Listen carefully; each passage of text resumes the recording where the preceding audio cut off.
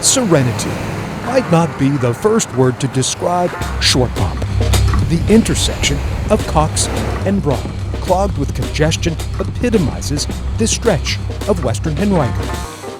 Most of it was open space. But one man Nothing like it is today.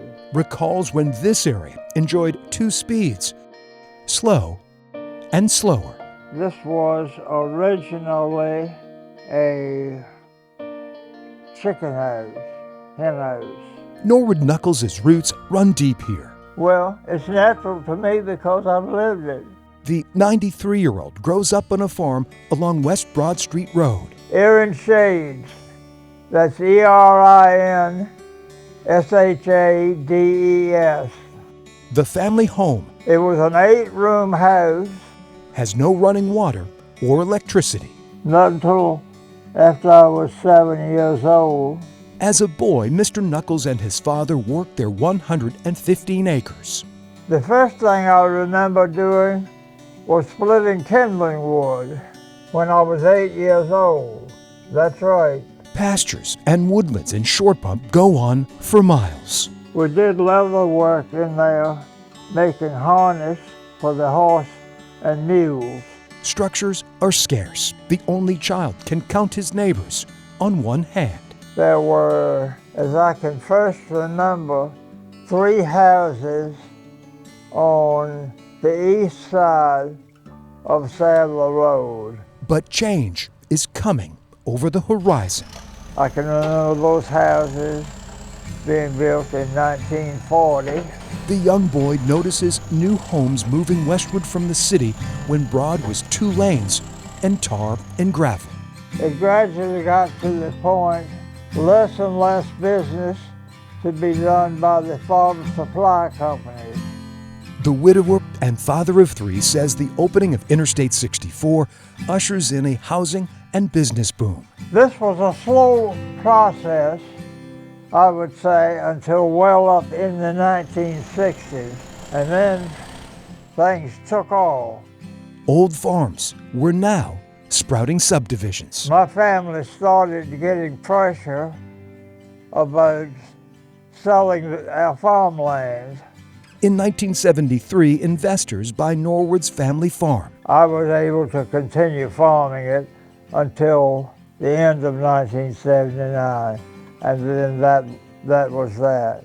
By 1980, the place where the Nuckols family once tended cattle and grew corn No part of it is a farm anymore. gives way to Innsbrook Office Park. It was tough. It was very tough. It hurts me to this day, Greg, to think about that. The Virginia Tech grad knows the rural days of Short Pump are numbered. We were standing in the front yard of my boyhood home. Lots changed. Yeah, as you can see, lots has changed. Mr. Nuckols, in your mind's eye, can you still see your family farm right here at Cox and Broad? Yeah, I can still see it. I have a clear memory of it. The current Cox Road served one time as the Nuckols driveway. There was no noise except the occasional car coming by. It was quiet. The porch was not screened, so we had some occasional mosquitoes. During World War II, peaceful nights on the family farm were pierced by music wafting from the dance hall called Tilly's Kitchen. That made a lot of noise. That was one swinging joint. Liquor flowed rather freely there. But if you look hard enough, vestiges of Western Henrico's farming past still survive. But time doesn't stand still. 3.5 miles away, Norwood leads us on a tour while climbing his family tree. What was this place back in the day? Locust Grove Farm, bought by my great-great-grandfather, Israel Nuckols, in 1849. Nuckols Farm, right in the middle of suburbia, a place Norwood remembers visiting as a young boy. It's really rather remarkable. It was lived in by the family until approximately 1975.